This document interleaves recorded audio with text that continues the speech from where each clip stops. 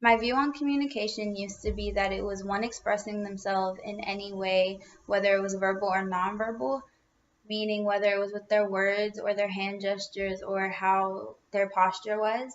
I viewed communication as a one sided thing where just one person is talking and somebody else is listening, but I never really thought about how the other person needed to be understanding and comprehending what the other person was saying to them. However, now I view communication as an interaction with a sender and a receiver, and I think that we need to acknowledge each participant's past because it affects how a person during a conversation experiences everything that's being said to them and how they interpret it.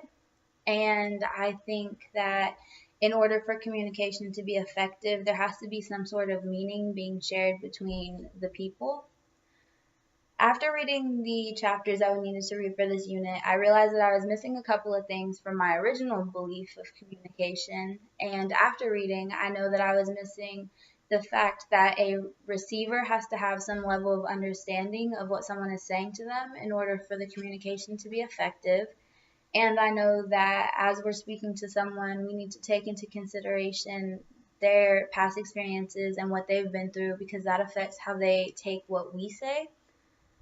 My new belief of communication is based off of two pre existing models, which would be the interactive model and the transactional model. I think that communication would be so much easier if we had one model that was actually a mixture of these two, which is what I think my model of communication is. So I believe that from the interactive model, we can take the belief of the sender and the receiver, and the sender would be the person who's talking, and the receiver is obviously the one who's listening.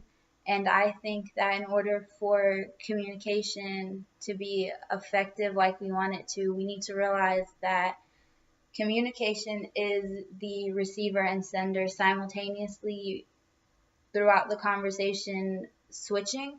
So the sender can go to be a receiver and the receiver can be a sender all throughout the conversation.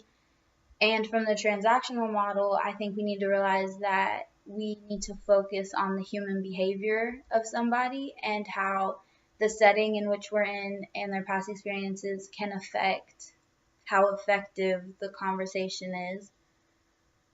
I believe that each person can change during a conversation and that the sender can go from talking to listening and vice versa. And the way that a receiver reacts could be because whatever the conversation may be, it could trigger a memory and that can affect how they react, their attitude towards the conversation. So my ideal communication is a mixture of the two, as I said. And if I had to give it a name, I would combine the two names and name it the interactional model. I believe that the interactive model had very good points, and so did the transactional model, that we need to have senders and receivers during communication, and we always need to account for a person's past and their settings and what they've been through in order for the communication to be effective. And those are the three main points that I think my communication model are made of.